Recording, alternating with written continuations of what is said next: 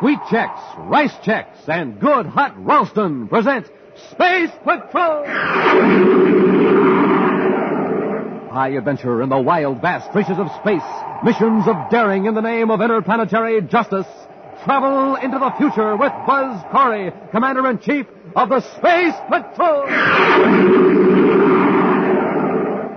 In today's transcribed adventure, Buzz and Happy have gone to the offices of John Crozer to rescue a noted scientist abducted by Crozer. I know Professor Hegman is somewhere in this building, Crozer. Take us to him. Why, Commander, you're mistaken. Oh, no, we're not. Don't sit there under that sun lamp. Take me to Hegman. Well, all right, Corey, if you insist. My eyes, turn off that lamp. Get him, Happy. I can't see.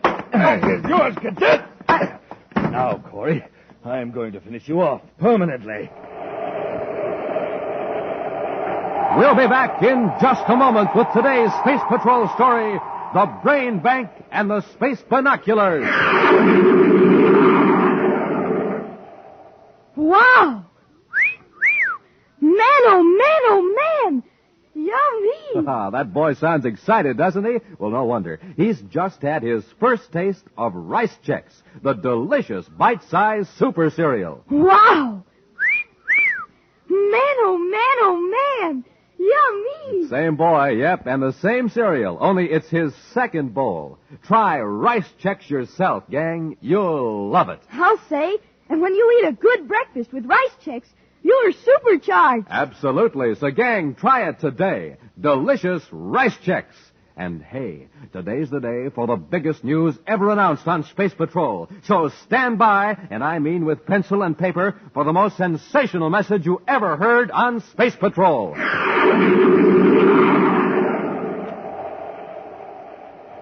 Not far from Space Patrol headquarters on the man-made planet Terra is the Crozer Building. From his spacious offices on the top floor, John Crozer directs his far-reaching enterprises. It is Crozer's proud boast that his payroll list is virtually a scientific hall of fame, an interplanetary who's who of distinguished men and women in every field of science and technology. His rugged features and penetrating eyes are reflected on the polished surface of his mammoth Endorium desk as he confers with his director of plant operations, Erla Becker, and the noted physicist, Professor David Hegman. Miss Becker, is there anything else on the agenda which concerns Professor Hegman? Yes, you wanted me to remind you to congratulate the professor. Oh, yes, the Kleinhurst medal. I understand you're to receive it at a banquet this evening. That's right, Mr. Crozer. Congratulations. You're upholding the Crozer tradition. The Crozer tradition? Of course. For the past 3 years, every winner of the Kleinhurst Medal for Scientific Achievement has been associated with Crozer Enterprises. Oh, I understand that the medal is given for work, which I did before I joined your organization. Well, I speak in jest, more or less. Well, that completes our conference, Professor. I have something to tell you, Mr. Crozer. Yes? I am forced, with regret, of course, to submit my resignation. Your resignation? I don't understand, Professor. Well, it's my doctor's orders. He says my health won't permit me to continue my work for your company. But you're under contract. You're absolutely necessary to this project. I am very sorry, but my doctor tells me that unless I retire, I may not last for more than a few months. This puts my company in an awkward position, Professor. I won't tolerate it. I regret this as much as you do, Mr. Crozer, but I don't see what I can do about it. See here, Hegman. It'll take us 3 years to complete construction and install equipment. Your contributions are useful now in our present stage, but they'll be absolutely essential in 3 years from now. Oh, Mr. Crozer, no one individual is absolutely indispensable. There are other scientists in my field. Hegman, I hired you because you're the only man alive today who can see this particular phase through to a successful conclusion. This whole operation is geared around you. You can't resign. Well, my doctor tells me that I have no choice. Surely you don't expect me to endanger my life? I'm going to have a talk with that doctor of yours. I'm afraid it won't do you any good, Mr. Crozer. 2 other doctors have confirmed his diagnosis. Very well. We shall see. Our interview is ended, Hegman. I have other matters to discuss with Miss Becker now. Goodbye, Mr. Crozer. Goodbye, Professor. The nerve of that man. Trying to walk out on me, John Crozer. I understand how you feel, but as the professor says, it can't be helped. I'll hold him to his contract. He's got to keep working for me. That project must be finished as I planned. You can't force him to disobey his doctor's orders, contract or no contract. Look here, Miss Becker. Your director of plant operations. It's up to you to find a way out of this. Well, let's face facts. Hegman's brain will be of most value to us 3 years from now. But he's got to retire immediately, so he's out of the picture. If there were only someone else with his knowledge. There is one possibility, but it's not legal. Well, let's hear it. Suppose Professor Hegman were to be put in suspended animation for 3 years. Then, when he's revived, his health will be exactly as it is now.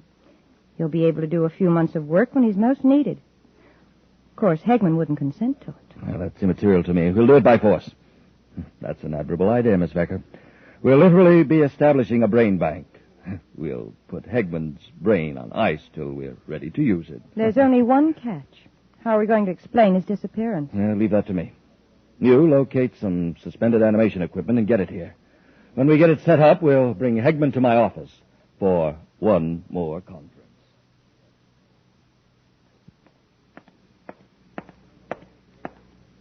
Well, nobody seems to know where the professor is, Commander. I've even checked with his doctor. I've just phoned Crozer. He hasn't seen him either. Well, maybe the professor forgot about his appointment with you. He could be out with friends celebrating. After all, he's just received the Kleinhurst Medal. I doubt that he'd forget the appointment, Happy. He seemed very anxious to talk to me. You knew, didn't you, that the professor has to retire? No. Why, sir? His doctor warned him that he can't keep up the pace.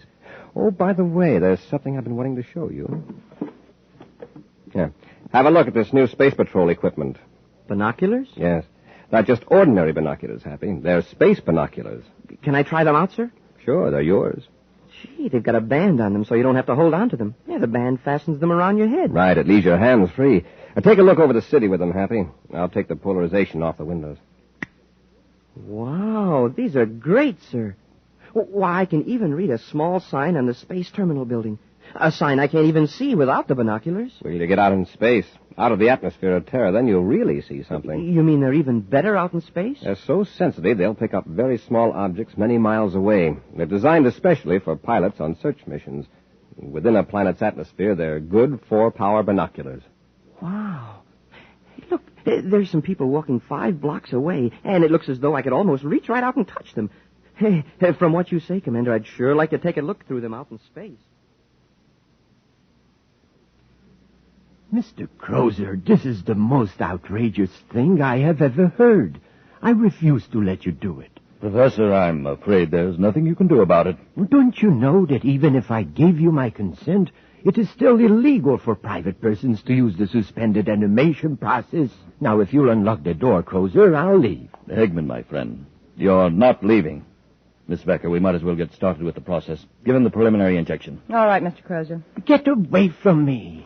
Hegman, get away from that window. I wouldn't advise jumping out, Professor. It's a long way to the street. Yes, and it wouldn't be suspended animation. It would be terminated animation. Go on, Miss Becker. Give him the electronic injection. Get away from me. I've got my hand over his mouth. Quickly, Miss Becker. Oh, hold him still. Quit struggling, Hegman, or you'll really get hurt. There. How long does it take for the electronic injection to knock him out? A few seconds. Good. Oh, he's losing consciousness.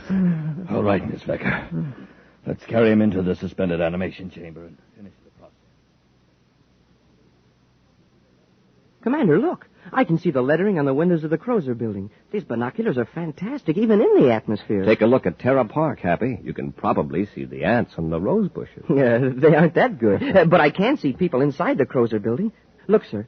On the top floor, there's a man standing in the window. I can see him just as plain. Here, sir, try him. All right, I'll take just one look, but then I think we'd better get to work. Yes, sir. It's the 4th window from the corner of the building, see? Yeah, it is clear. Well, that's Professor Hegman. Huh? At least I think it is. Oh, he's gone now. Wonder why Crozer didn't have the professor call me. I suppose Hegman's busy closing up his work with Crozer. Yeah, I think he'd at least phone you. I'll tell you what, Happy. I've got an errand to make right near the Crozer building. Let's drop in and see the professor on the way over. I've checked the suspended animation equipment. Everything's working fine, Mr. Crozer. How long does it take? Another hour and we'll be through. Oh, good.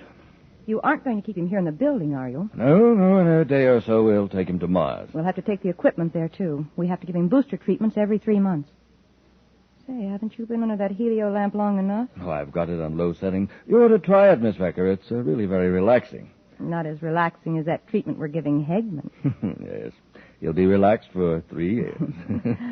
Speaking of Hegman, did you see him throw anything out of the window when you were struggling with it? I know. Did you? Well, he made a sort of throwing motion with his hand. I think I'd better go down the street and check. Yeah, that's right. He certainly didn't have time to scribble any note. But let's not take any chance. Come in. Hello, Mr. Crozer. Commander Corey. Nice to see you. Thank you. This is Cadet Happy. How do you do, Cadet? How do you do, sir? Sit down, gentlemen. I hope you don't mind if I go on with this lamp treatment. I'm acquiring a tan for myself. I see you are. Unfortunately, I don't have the opportunity to get it the natural way as you space patrolmen do. That's quite a high-powered lamp. Yes, it can be if it's turned up. Have to know how to handle it. The reason I came over, Mr. Crozer, is to see Professor Hegman. No, the professor isn't here. Remember, I told you I'd ask him to call you if he showed up. We saw him standing by the window of this office just a few minutes ago. You saw him in the window? Happy and I were testing some new Space Patrol binoculars. We thought we saw Hegman. Hegman? You must be mistaken. Oh, I know. One of my attorneys was here a while ago. He's about the same height and build as Hegman. Yes, come to think of it, there is a resemblance. Funny, I never thought about it before. Well, apparently we made a mistake, Mr. Crozer. Sorry to have bothered you. No bother at all. No bother at all. The old fool threw this out of the window. I didn't know there was anyone in here. We were just leaving, but I've changed my mind. May I see what you have there? Oh, it's nothing at all. No, Commander. Just a little promotion gimmick one of our companies is putting out. May I see it? Yes, of course. The Kleinhurst medal, a promotion gimmick? A Kleinhurst medal? There's only one man who would have that medal on his person at this time. That would be Professor Hegman. What are you getting at? This young lady just said it was thrown out of the window. Well, why would anyone throw a valuable award like this out of a window unless they wanted to attract attention? Give it to me straight, Crozer. Where is Professor Hegman? You're jumping to conclusions, aren't you, Commander? That was Hegman we saw. If you're not trying to hide something, why are you and this woman so evasive? Why did you lie about the medal? You've got Hegman somewhere in this building. I suppose you won't be satisfied until you search the place. That's right. All right, then. Come on. I'll just turn this lamp on full power and right in your eyes. Turn it off. My eyes. Get him, Happy. I can't see. No, but I can. Grab that bookend, Miss Becker. Nice work, Miss Becker. And now, Cadet. That'll hold them for a while. It was a smart trick, Mr. Crozer, shining that helio sun lamp in their eyes. I had to do something after that faux pas you pulled. Well, I'm sorry. I didn't know they were here. I've got to move fast. Arrange for a spaceship. We'll get Hegman aboard. What about these two? We'll lock him in the next room till we get Hegman out of here. Then I'll come back and finish our Space Patrol friends for good. We'll be back with Space Patrol in just a moment. Oh, come on, Captain Tufeld. Tell me what Buzz Corey's big new surprise is for all his kids. Won't you, huh? No, I can't tell you. Please? No, it's a secret until the end of today's program. Is it something the commander himself uses? Oh, you bet it is. It's official Space Patrol equipment. Can't you really tell me what it is? Nope, it's a secret. Well, then, how about a little hint? Well, I'll tell you this. It's something absolutely new and different. Oh, man, I just can't wait. Well, you hurry now, get a pencil and paper ready, and keep listening, because in just a few moments, I'll tell you what the big surprise is and how you can get it. And all you boys and girls listening in, you do the same thing. Get pencil and paper ready, and be all set to take down the information you need to get that wonderful new surprise Buzz Corey has for you. So long for now. See you at the end of today's program, when I'll tell you all about the biggest, the swellest, the most exciting value ever offered on Space Patrol.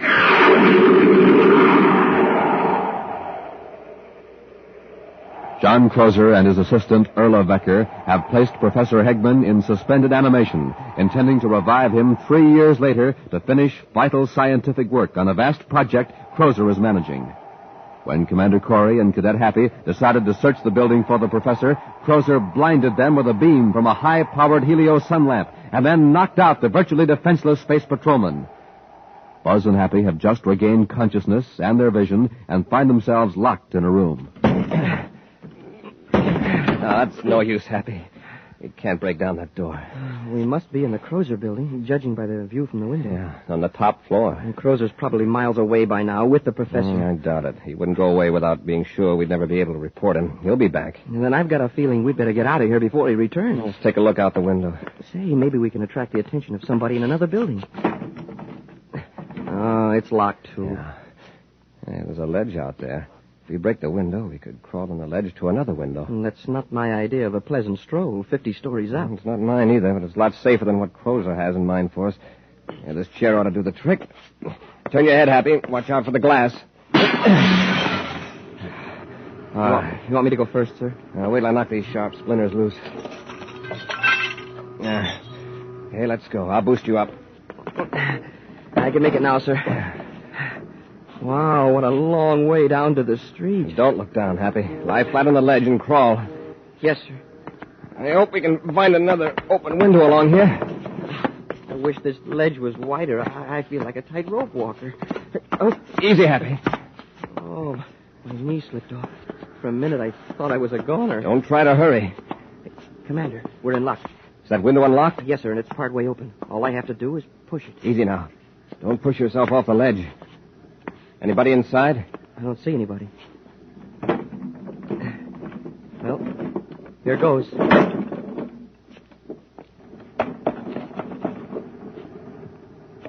Nobody in here, sir. Watch the door.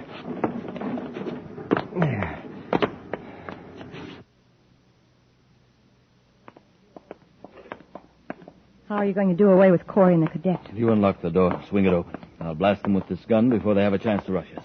Open the door and be sure and stand back. Don't worry. All right, Corey, we'll... They're gone. Gone? This room's empty. Look at the window. Well, they couldn't have climbed down the side of the building. They certainly wouldn't jump. The ledge. They used the ledge. By now they've probably given an alarm. This whole building will be swarming with space patrolmen soon. Well, what'll we do? We've got to get out of here. We'll have to forget about the equipment. We've got to get to the spaceport and blast off right away. Hurry, Earl. We haven't a second to spare.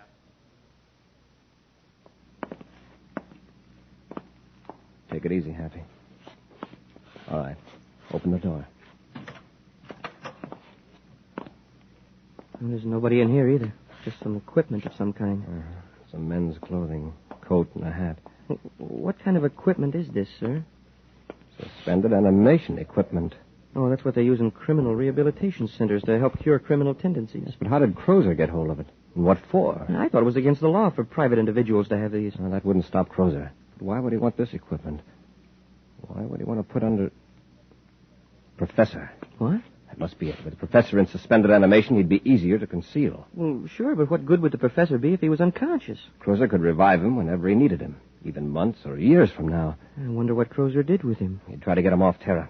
Let's go to the spaceport, Happy.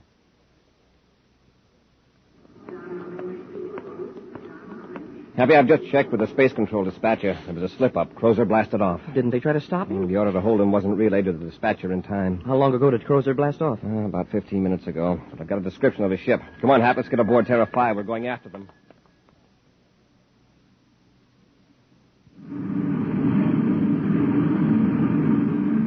That was luck. I was afraid they'd stop us at the spaceport. Look in the viewscope. There's a ship following us. The space patrol. Now, we are in a spot. We can't outrun that ship. No, but we can get rid of the professor. Corey doesn't find Hegman on the ship. He can't prove anything against us. Well, what do you intend to do? Just shove the chamber out into space? Chances are the professor will never be found. Come on, we've got to get rid of Hegman, and then we'll take our evasive action. Corey won't stand a chance of locating that box with Hegman in it.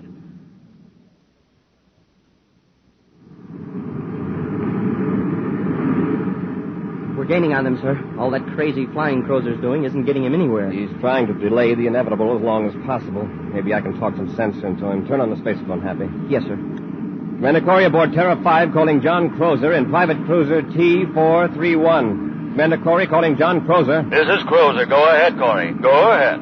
This hide-and-seek isn't getting you anywhere. It's just a matter of minutes. Play it smart and give up. You talked me into it, Corey. But at least I gave you a run for your money. What do you want me to do? We'll pull alongside and join airlocks. All right, Corey. Just a warning, Crozer. Don't try anything. Corey out.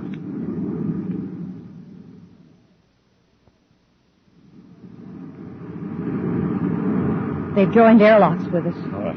Have you got the electronic injection? Yes, it's right here. Yeah, they won't suspect anything from you. Watch your chance and use it on Corey. Now jump the cadet. He won't be in your way. And then when they're unconscious, they can join Professor Hegman out there in space. All right, Earl. Here they are. Careful, don't make any slips. All right, Crozer. Get your hands up. Of course, Commander. Searching for weapons, Happy. Yes, sir. Where's Professor Hegman? Professor Hegman? Why, we haven't the slightest idea. Come on, quit stalling. What did you do with him? We haven't got him. Search the ship if you don't believe me. That's just what we will do. He doesn't have any weapons on him, sir. All right, keep your gun on them, Happy, while I search the ship. All right, lady. Get over there next to Crozer. My name is Erla Vecker, and I'll be glad to. Oh, excuse me. Commander? Oh, no, you don't. What have you got there? Let go of In me. your hand. Come on, Erla. That's it. Well, electronic injector. I'll take that gun, Cadet. Oh, no, you don't. All right, Crozer. Hey, nice one, Commander. Don't try anything like that again, Crozer. And no tricks from you either, Erla. It's lucky you saw her with that electronic injector, sir. You should have had us in deep freeze. That was a very foolish move on your part, Erla. Now you're in this just as deep as Crozer. Now, let's have it. Where's Hegman? All right, I'll tell you, but you'll never find him. He's somewhere out in space. What? You threw him out of the ship? That's right. All sealed up in a nice cozy box. Chances are he'll float forever in space, in suspended animation. Happy, get these two into our ship. We'll cut loose and start a search. They're going to stay right with us till we find them.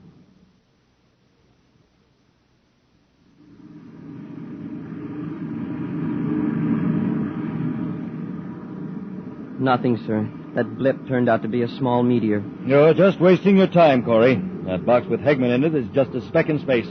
Your blue scopes won't show it unless you happen to be very close. We'll just keep looking. I've got the viewscope on full sensitivity and wide scanning, sir. I'm afraid the viewscope isn't much help.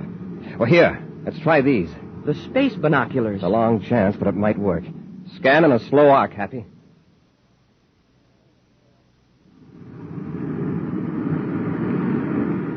There's something. Oh, no, it's just another meteor. Let me have a look. Hey, wait a minute. It's a rectangular shape. Check it, Happy, about 10 degrees high. I see it, sir. Yeah, it's a box, all right. That's it. We found it. Change vector, Hap. Let's hope we're not too late.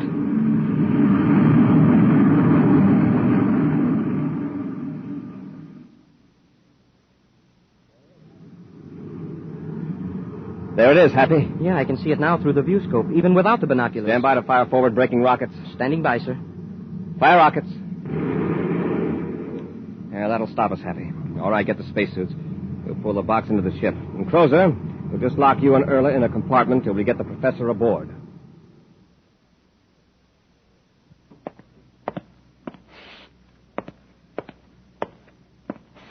Why don't you sit down and relax, Crozer? You'll wear out the commander's carpet. Why don't we hear from the hospital? Yeah, you're pretty worried now, aren't you, Crozer? You know, if Professor Hegman doesn't come out of that deep freeze, it's going to go mighty hard on you and Erla. Well, they should know by now. Oh, for Saturn's sake. Sit down and stop that pacing. Oh, here's the commander. Crozer. Look who's with him. Professor Hegman. That's right. It's certainly lucky for you two that the professor pulled through that treatment. Yes. And, Mr. Crozer, it will give me a great deal of pleasure to testify against you. And Schofney with more of his work than the doctor first thought. Well, in that case, we actually did you a service, Professor. Commander, that should be taken into account. Don't think you're going to get off easy on that account. It's just luck, and the fact that we had these space binoculars that saved the professor. Yes, Happy. I had no idea that the binoculars would actually help us save a life. You sure were right about their being terrifically powerful out in space. And they're great in a normal atmosphere, too. I'm not going to lose any time in issuing them to all Space Patrol personnel. Sir, did you know that when you look through the binoculars the wrong way, you can see into the future? Oh, I was under the impression that they just smallify. But if you say so. Oh, that's ridiculous. It just makes objects look far away. Uh-huh. And far away, I see a criminal rehabilitation center with two people in it. John Crozer and Erla Vecker. And they're getting the same kind of treatment they gave Professor Hegman, suspended animation. You want to have a look?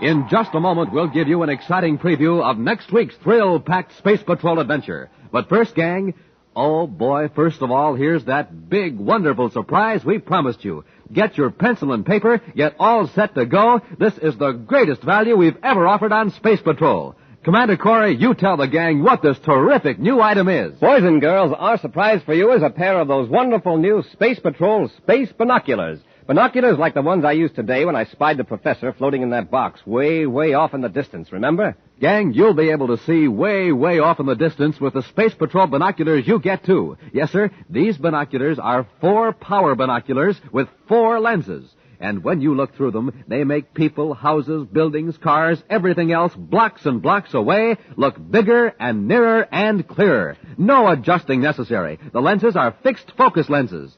Why, you don't even have to hold these wonderful binoculars up to your eyes. You wear them like official outer space headgear. They have a strong elastic band on them, and when you slip it over your head, it holds the binoculars in place and leaves your hands absolutely free. Makes you look like a man from Mars, because these binoculars stand out from your eyes a full 3.5 inches. That's right. These are not flimsy little celluloid goggles or a mask. These are real, full-size binoculars. Overall, they're 5 inches wide, 5 inches long, and they're made of solid plastic. Beautiful, long-lasting black solid plastic with bright red leather-like trimming that makes them look terrific. Now, don't forget, you can see way off in the distance with them. You can spot your dad coming home from work, spot the mailman coming blocks away. You can watch birds in high trees, study animals, identify people in the distance, read signs way, way off, and see airplanes way up in the sky. And when you look through the other end of your space binoculars, they do a switcheroo. They make close-up things look like they're far away from you. Yes, sir, gang, these powerful Space Patrol space binoculars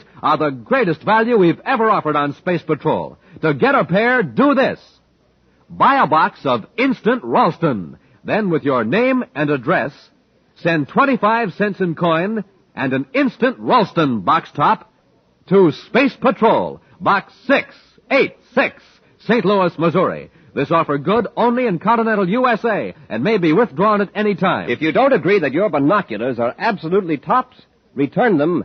We'll return your money. That address again is Space Patrol, Box 686, St. Louis, Missouri.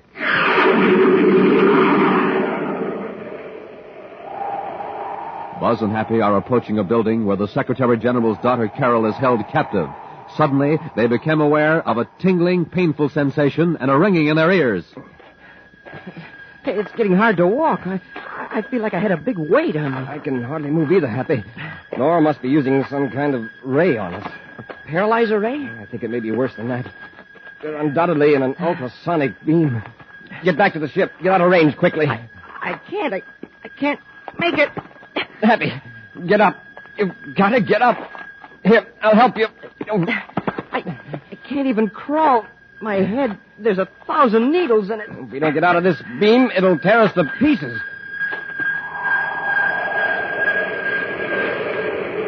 Be sure to be with us next Saturday for the exciting story, The Sleepwalker, when wheat checks, rice checks, and good hot Ralston again bring you Space Patrol!